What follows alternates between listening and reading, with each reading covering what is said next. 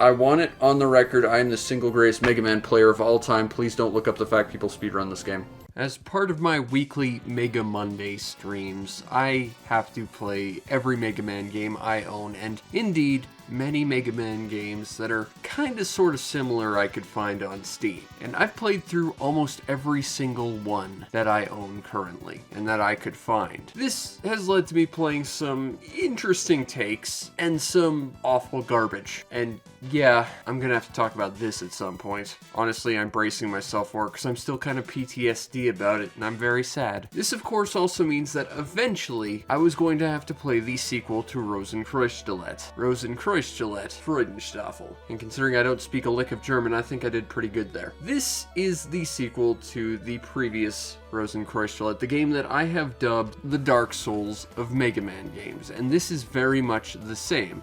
If you're not familiar, you should go watch that video, because it's kinda good, I think. But the short version is that while I beat the original game, knowing I had to play this game was always kind of in the back of my head. And honestly, I was totally fine with playing this. Up until about 5 minutes before I had to actually do that thing, and then all the dread and terror of the fact that, oh yeah, this game is going to be ungodly hard hit me. But, to my credit, I did beat it. And I am still incredibly proud of it. Most of the story to Rosenkreuzstilette Freudenstachel I honestly skipped because I wanted to play this like a Mega Man game, but that said, there is a fair bit of story here. The key takeaways are that the villain from the previous game is back, but protagonist Chan Spiritia has been kidnapped, because in a truly intelligent move, the villain thought, you know that one person who stopped me that one time? Yeah, let's just take them out of the equation. And so they did. Now normally this would be where the game ends because, you know, the hero lost, but fortunately for her, and I guess the game, because at this point the game wouldn't exist past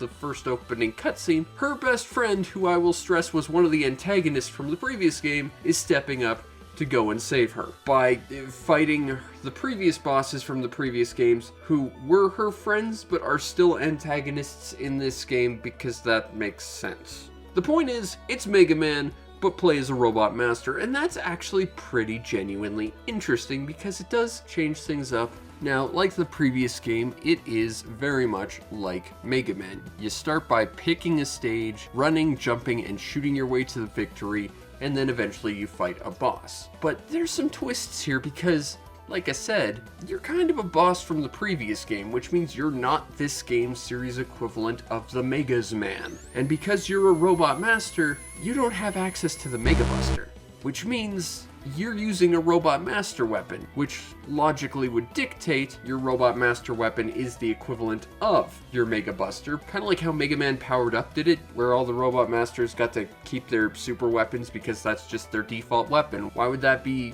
any weirder to use for them? This game disagrees and says, because you don't have a Mega Buster, congratulations, you have a Robot Master weapon. Which means your default weapon has an energy meter. This actually really stressed me out from the start because it led me to a very important question. What happens if you run out of ammo for the thing? If you run out of ammo for the one weapon you have, assuming you haven't gotten any others, what are you supposed to do? You could in theory run past all the enemies dodging without taking damage and maybe get to the boss, but then what? You won't be able to fight. You're effectively softlocked because there's no way to fight enemies unless you pick up a randomly placed weapon power-up somewhere along the way and hope that's enough ammo for you. Fortunately, my stress was assuaged a little bit in the sense that if you do run out of ammo, and it's really hard to run out of ammo, I think I did it once here just to test what would happen. If you do run out of ammo, you still fire your rapid fire icicles, they just fire slightly slower. So running out of ammo really isn't that big a threat, and indeed, you've got so much ammo, you never should run into this situation, but it's good they don't softlock you. That said, the fact that you still had an energy meter to worry about was one extra thing that honestly stressed me out about this game, even though it's really not that much of a thing to worry about at all. In addition to your basic moveset, as you defeat some bosses, you'll gain access to extra items, much like Mega Man 2 or the previous game, and these are in the form of Rush Coil, except he's made of ice, but it's still actually just Rush Coil. And hey, Chill Penguins here just beat Rush Jet. That's cool. I'm honestly surprised that's okay. Oh, and yes, like the previous game, if you find it, you can find this game's equivalent of Beat. And you also get a little bit of dialogue saying that there's supposed to be something like 75 more sequels sequels. Yeah, that ain't gonna happen. I mean, I'd settle for a sequel starring each of the Robot Master Ladies, but that's not happening because there hasn't been a new one of these since this one, and that was in the mid-2000s. Sadly. Ah, well. Although, side note, the beat XP in this game is nowhere near as good as the previous game. Like, in the previous game, you could use it to nuke the final boss. That's why you got it in the first place. In this game, the beat XP can't do anything to any of the bosses and can only attack minor enemies. So, it's basically useless. Like, you can get it, I guess, you get an achievement for it, but broad strokes, it's not a very useful power-up in this game, and that makes me sad. As you go through the individual stages, you'll come across the bosses, and I guess this is where we can just sort of generally explain my feelings about this game, because as I played this game, I kind of ended up condensing my feelings into one very simple thought. It was very much like the previous game, except the individual stages themselves were a lot easier, and the bosses were a lot harder. Now I want to put a giant asterisk next to that and say that there was one stage, it was the first Wily stage, that was the hardest Mega Man level I think I have ever played and almost stopped me from beating this game. But by and large, the bosses are a lot harder and the individual stages are a little bit easier to navigate. There are bosses that are relatively easy to get into and fight, although interestingly enough, this time around, it's not the girl who was a literal reskin of Toad Man, because in this game, she's for some reason a reskin of both Magnet Man and Launch Octopus at the same time, which actually gives her a pretty interesting moveset, I'll give you that. But the bosses in this game are a lot harder. Similar to the previous game, if you get them down to half health, they'll actually get a lot stronger, and a few of them will actually tag in a second teammate to fight you, and that changes things up and makes it a very unexpected boss battle and very, very difficult. Like, I struggled with these bosses. Getting through the stages, not that big a deal for the most part. The bosses though, that was hard to find that foothold. When you do defeat the bosses in this game, you unlock their powers, such as a Mega Man game would let you, although this time they're ice variations because, you know, you're the Ice Queen, fair enough. But a couple of these abilities are actually part of your character's boss moveset from the previous game. Okay, I'm not gonna lie, I'm pretty sure it's just one ability, but it's like the important one. See, if you played the previous game, you might have run into your player character from this game, and she pulled one move out that is definitely more notable than the rest. And when you got hit by this, your first response was probably, "Are you kidding me?" Probably followed by, "What? How am I supposed to?" And then probably followed by, "And when I kill her, I definitely better get that power because that's amazing." Well, in this game, you do get it. Unfortunately, it takes a long setup, and if you get hit, you just waste the energy, and that's really sad. But still, the fact that you get the ultimate, like, pyramid laser of death, yeah, that's pretty cool, I'm not gonna lie. And of course, similar to the previous game, this game really is sort of a Dark Souls of Mega Man. It is a very crushingly difficult game, but the nice thing is it's crushing in a way that still feels like it respects the player, and it's still willing to encourage the player to get better, saying, "Okay, yeah, you died and we stomped you into the ground, but you definitely had the potential of succeeding here. You just gotta push it a little bit more." And it's like the game is made to acknowledge the player's actual ability and draw it out of them. Yeah, it's cruel, it's harsh, it will knock you down, kick sand in your face, and laugh at you, but it only does it because it knows you can do better and it helps you up to do it. I appreciate how this game is structured in terms of its difficulty, and a lot of its issues from the previous game are gone. I mean, one of the biggest issues I had with it was that the final boss was completely unclear as to what you were shooting at, and they fixed that, so that's way better. Honestly, the only real issue I have with Freudenstachel in terms of game is how the weapons are actually used in regards to its GUI. Okay, so it's a Mega Man game. You kill bosses, you get a bunch of powers. Easy enough. And similar to most Mega Man games, you get a menu to select your items. Now, because your character is the Ice Queen, all of her abilities have kind of the same color scheme. That makes it a little hard to tell what is what. You know what makes it harder? Is when the icons look identical, because a few of them are very similar looking. Two of them are snowflakes. You know, the literal things that we have a metaphor to describe being very different. They should not functionally look the same, but this straight up tripped me up while I was playing the game, and when I was going through the boss rush at the end, I actually had to get a viewer to explain to me why the weapon that I've got that's supposed to be their weakness isn't. It's because the UI isn't exactly clear, and these two things look very similar. And similar to the previous game and many really good Mega Man games, you can swap using the shoulder buttons on your controller. Your character's sprite doesn't change all that much. In the previous game, if you swapped using anything,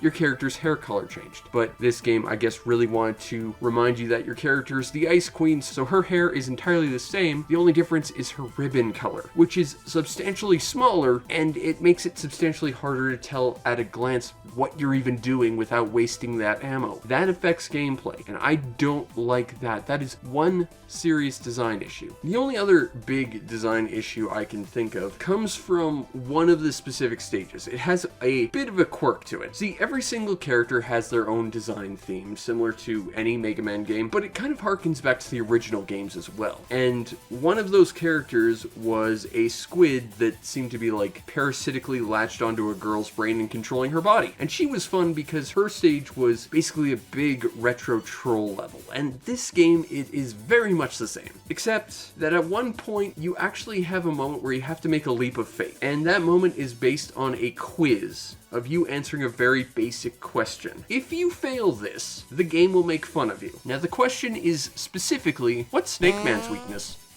Now, this is a Mega Man style game. Presumably you've played Mega Man games before, so you should know this. And if you fail, the game will make fun of you for not knowing the classics. And it's doubly painful because it's exactly the thing that inspired this game, and I get that. That is objectively a bad decision, to have a failure state tied entirely to external media. That is like Destiny at launch having all of its non-existent lore relegated to an external app that you couldn't access in-game. If you're going to require the players to make a decision based on information, it should be based on information within the game itself. Now, it's a little less awful because it's from the exact thing that directly inspired this game, but it's still bad. That said, being actively punished for not understanding Mega Man while playing a Mega Man game is incredibly funny. I can't really think of any other big issues this game has. It's really just more really well-polished Mega Man at a difficulty that is constantly encouraging you to keep playing. And even when you think you got a handle on this game, it gives you a few extra surprises. When you take out the Robot Masters, this game pulls a Mega Man 3 and brings up extra bosses that weren't on the map before. It tells you, figure it out or you're not going any further. You know, there's surprises in this game. In terms of structure, it's just the same game, just more of it. And I mean, the original Rosenkreuzstilette was an incredibly enjoyable experience. There are a few issues this game has, but ultimately it is an incredibly well-paced, well-polished Mega Man type experience, and if you like those kind of games and you're prepared for a challenge, you should give this one a go for sure. That said, if you are just getting into Mega Man, don't start with this because it will kick you, and it will not stop kicking you, and you might never want to play a Mega Man game again. And trust me, there are other Mega Man style games that are far more justified in making you never want to play Mega Man again. Like this one. This game scarred me. I'm gonna make use of all the footage I have of it. It owes me at least that much. Maybe try Mega Serval. It's free, and it's good, and I've talked about it before, and it's got an excellent amount of polish too. Seriously, if you're just getting into Mega Man, try that one. The overall presentation to Rosenkreuzstilette Freudenstachel is pretty good, aside from, once again, getting past how the weapons icons all individually look kind of the same, and your character sprite when swapping to the weapons doesn't change all that much, so it's hard to keep track of what you are. Otherwise, it's pretty good. I wish they used some different character designs, especially because it's kind of confusing that your character's friends are now their enemies again because reasons, but they did have to create a new enemy to fill out your character's slot on the map, so that's pretty cool. I appreciate that the characters all have completely different things going on with them this time. Okay, well, the Bomberman girl is still Bomberman, but for the most part, all of the characters feel like they're doing something a little bit different visually, and it feels like all of their stages, while they do have thematic similarities to how they were before, they're still well done, and it still feels just in general very well polished. The individual enemies are very, very cool, and there are some really neat enemies in here. I quite like the robot dogs from Mega Man 2 that have an extra trick or two up their sleeve. That's a cool enemy. For For some reason, straight up Toadman is just hanging out in one of these levels as like the most annoying enemy ever. Again, I'm not sure how that was okay, but here we are. And heck, Freeze Man's here, and Blizzard Buffalo. How is this okay? I mean, I love it. In fact, it's an even better reference because Blizzard Buffalo did the exact same thing, but how is this okay? That said, there is one rather big issue, and it was the same problem that the previous game had, and that is that the characters are individually small sprites, whereas the backgrounds are very, very detailed, hand-drawn stuff, and they clash an awful lot. And of course, all the detail with the hand-drawn stuff actually makes it kind of easy to lose track of where you are spatially. I had a lot of trouble with the Wily 1 stage. I think it's possibly the hardest Mega Man stage I've ever played, and almost entirely that is because of creative use of Yoku blocks mixed with Quickman instant death lasers. There was a couple of moments where I died just because I kind of lost track of where I was because of the detail in the background. It was just messing with my perception of the stage layout entirely, and that's not good. And the music is very high quality, and there's even some voice acting if you're into that. I think that the presentation in general to Rosenkreuzstilette Freudenstachel is pretty much exactly like the previous game. Now, if you want a copy of Rosenkreuzstilette Freudenstachel on Steam, it is currently it's 80% off for $3, and you should grab it for that price because that is ridiculous. But at regular price, it is $15. You can also buy this in a bundle with the original game, which is what I did the better part of a decade ago at this point. And while I can't see how much that's worth because I already own it, it's a good bundle. And, you know, if you can get these two games together for a bundle deal, you should, because they're absolutely great. The fact is, both Rosenkreuzstilette and Freudenstachel are amazing games if you like Mega Man. If you're just getting into it, it will be probably way too punishing, but it'll certainly give you a challenge. But it's one of those challenges that encourages you every step of the way to get better. And they're both very high quality, very polished games that honestly makes me sad that there aren't more of these games. In fact, when I beat this game, while I was relieved, I kind of had a bit of an existential crisis. I mean, in addition to the regular ones I have on a moment-to-moment basis because I'm a giant pile of anxiety attacks, what do I do now? I mean, not only have I beaten two of like the roughest, scariest Mega Man style games that have, you know, haunted my Steam library since I bought them about a decade ago, but I've also covered almost every Mega Man style game I can find and think of on Steam. Sure, I can go back to classic Mega Man games, that's not really a problem, and there's about 1 million Mega Man games I can talk about that aren't part of those legacy collections because Capcom really doesn't care about the legacy of Mega Man, but at the same time, I feel like I'm running out of noteworthy things to play for this series, and that kind of worries me. And I feel like now that I've tackled these two, I've sort of hit the top of the mountain. I mean, short of doing ridiculously hard ROM hacks or something, what do I have left above me to challenge me to look forward to? It kind of worries me to think that maybe I've already hit peak Mega Man and there's just nothing left but down. Rosenkreuzstilette and Rosenkreuzstilette Freudenstachel were two games that terrified me for about 20 years when I first heard about them, back in the mid-2000s. They were on my Steam list for the better part of a decade, at about 7, I think maybe 8 years now, but I've finished them now, and that's a good feeling. I feel like I am a much better player of Mega Man because I was able to get through them. I feel like I'm very accomplished just for having done that, and it has helped my self-confidence exponentially because I don't have any of that. But at the same time, where do I go from here? I don't have an answer for that. But one thing I do know, forcing myself to play these for streams, for you specifically, you know, to the 0 people who actually watch my streams, it was a worthwhile experience for me. Not only to get over my fear and build at least a little bit of confidence in myself, but because I know I'm better for it, and that these games were absolutely worth the experience because they are just that good. Absolutely, you should play Freudenstachel and the original, Rosenkreuzstilette. There's no way it's this. Yeah, wrong answer. Get acquainted with the classics.